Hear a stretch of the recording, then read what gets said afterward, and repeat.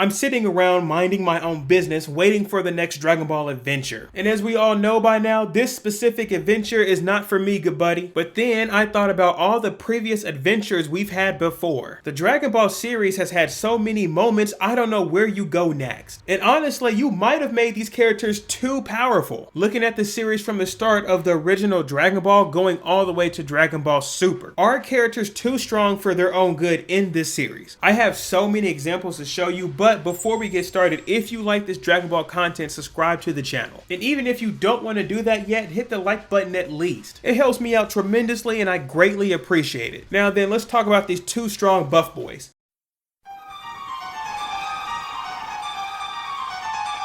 I'm sure we can all agree that the Dragon Ball series is based off of transformations, and that's not for sure what it used to be. You can go look at the original series of Dragon Ball and tell it was not just about transformations. Of course we had our main character Goku, and he could transform in some degree, but his transformation was not a let me power up to beat the enemy. Instead, he got caught slipping looking at a full moon and it was just over. But besides that, there weren't too many transformations throughout Dragon Ball. Of course, Roshi had a full power form that made him kind of buff, and even characters like Launch had a transformation that made them more of a baddie. But overall, the original Dragon Ball was more focused on tactics than anything else. I'm talking about when Goku was bending ki beams. Yeah, I have not seen him do that anymore. Instead, the series is now focused on push a stronger beam straight forward. But before I jump into that, we can talk about Dragon Ball just being based off of big brain plays. And even characters such as Tien and Yamcha were committable foes. But not anymore. Tien used to be that guy when he pulled up in the original Dragon Ball series. But ever since Goku got a little bit older, they didn't know what to do with this character. And if you think I'm kidding, you have not been paying attention to Dragon Ball Z. This series makes Tien look like a child. A character that gets absolutely destroyed when Nappa and Vegeta show up. Now, even though he did get embarrassed in the Saiyan saga, he did have one more moment in the Android/Cell saga. But I mean, all he did was shoot off some tri-beams and it really didn't do much at all. I also refuse to talk about him in the Buu arc. I'm not doing it. But even though Tien fell off of his glory, it's not as bad as Yamcha. I mean, Yamcha used to be him. A character that had the baddest of baddies in Dragon Ball. Dude was about to be married into money until Goku showed up. But even though she wasn't interested in Goku, for some reason he got embarrassed anyways. Even after that, they made Yamcha look like a fool in Dragon Ball Z. A character that took L's left and right, even off the battlefield. Matter of fact, instead of me explaining it to you, let me put a montage up.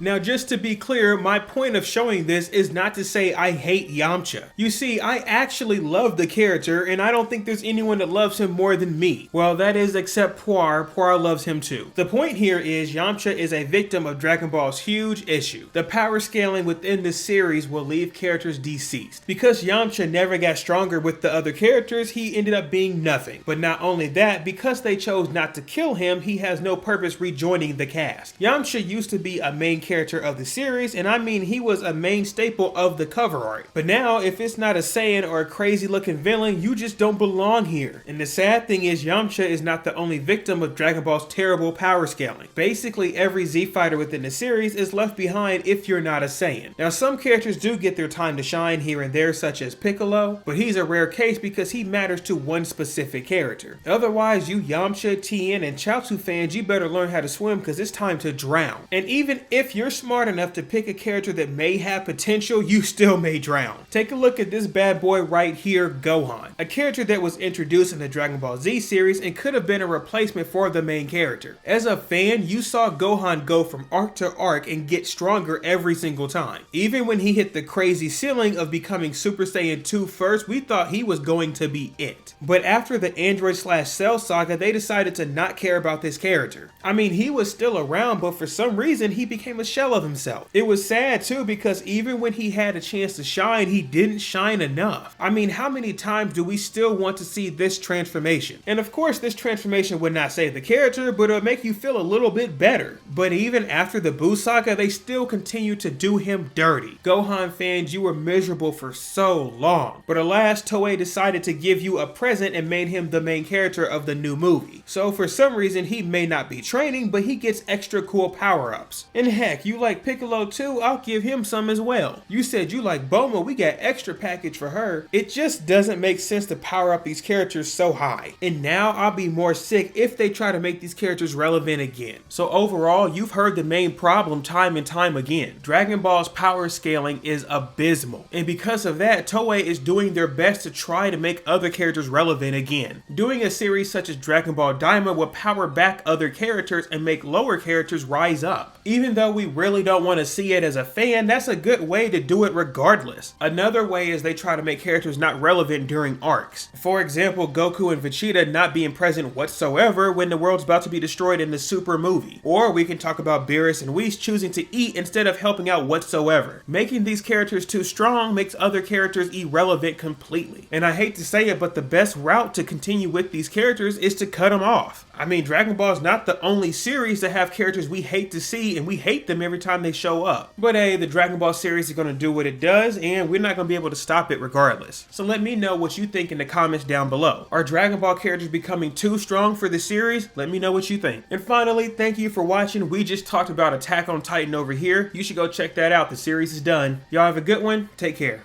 Peace.